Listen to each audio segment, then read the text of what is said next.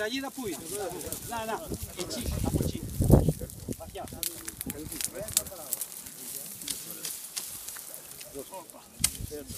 Ορίστε. Αυτό τώρα θα σηκωθεί μόνο. Καταλάβατε? Και εδώ τώρα, σε αυτό το σημείο, εμείς καθαρίζουμε έτσι από κάτω και επιστρέφουμε.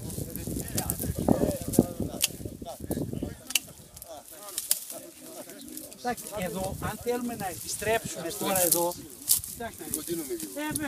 εδώ θα βρούμε ένα καλό σημείο και θα επιστρέψουμε. Βλέπετε, αυτά είναι τα λεγόμενα που εμείς δεν τα κάνουμε αυτά. Τα κλαδέματα επιστροφής. Να το βλέπετε, αμέσως ανασηκώνεται η βλάστηση και αραιώνει η βλάστηση. Εμείς όταν θέλουμε να αφαιρέσουμε κάτι, το αφαιρούμε από την κάτω μεριά. Είναι λάθος. Αφαιρούμε ενός βλαστού το κάτω του κομμάτι. Αυτό που χρειάζεται, που είναι πάρει ήδη αυτή τη φορά,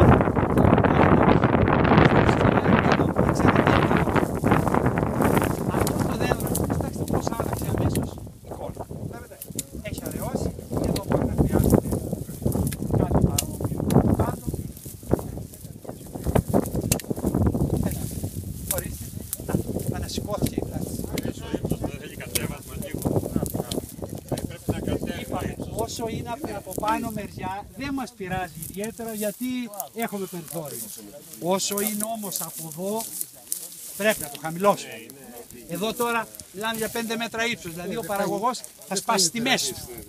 Εδώ λοιπόν χρειάζεται λίγο να χαμηλώσει. Να χαμηλώσουμε 1, 2, 3, 4. Να χαμηλώσει. Όχι να το αφαιρέσουμε από τον πάτο. Μα μας το λένε μόνα τους τα κλαδιά. Βλέπετε, διχάλες, συνεχείς διχάλες. Σε κάποιο σημείο, σε μια διχάλα κόβουμε το δέντρο.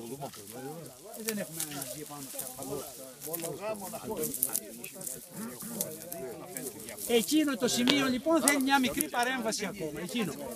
Και τίποτα άλλο. Θέλει να χαμηλώσει εκείνο, και το αποκλείει. Αυτά τα 3 κλαδιά. Όχι, δεν είναι απαραίτητο. Ναι, τα αλφαδιάζουμε από πάνω. Δεν υπάρχει κανείς λόγο. Καταλάβατε? Αυτά τα κλαδιά λοιπόν, συζητάμε τώρα εδώ, πρέπει να τα αφαιρέσουμε. Δεν μας ενδιαφέρει να είναι όλα στο ίδιο σημείο, αλφαδιασμένα.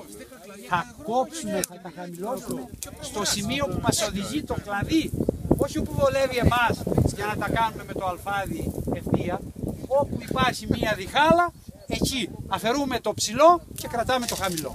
Σε αντίθεση δηλαδή με αυτό που συμβαίνει εδώ, αφαιρούμε τα μέσα και αφήνουμε τα έξω που είναι πιο δυνατά, πιο παραγωγικά, εκεί αφαιρούμε το ψηλότερο που είναι πιο δυνατό και μένουν λίγο αυτά που είναι πιο αχαμνά τέλος πάντων. Αλλιώς αυτό πάει. Με την κυριαρχία της κορφής πάει το πέρα. Δεν το φτάνει με τίποτα. Με αυτόν τον τρόπο λοιπόν θα το αναγκάσει να καρποφορήσει και του χρόνου θα δεις τι θα κάνεις. Εάν έχει βλάστηση παραγωγική θα το κρατήσεις. Εάν δεις ότι η βλάστησή του έχει εξαντληθεί όλη, τότε θα το αφαιρέσεις και θα αφήσεις δίπλα ένα άλλο το οποίο θα το αντικαταστήσει τον επόμενο χρόνο. Εκεί λοιπόν θέλει μια παρέμβαση και τίποτα άλλο. Και είναι και πολύ ξεζυμνωμένο εσωτερικά. Σίγουρα. Ναι. Θα ήθελε να έχει λίγη βλάστηση παραπάνω. Θα το καθαρίσει την ώρα του γι' αυτό. Ναι. Λίγο παραπάνω θα ήθελε μέσα. Αυτό είναι. Κάπως έτσι είναι όλα. Η απόσταση είναι κοντά. 6 μέτρα πρέπει να είναι. Το ελάχιστο. Το πιο κοντά είναι. Πάει πιο κοντά. 4,5-5 μέτρα. Χάρηκα πολύ. Το καλό να πάτε. Και εσείς 6 μέτρα είναι πιο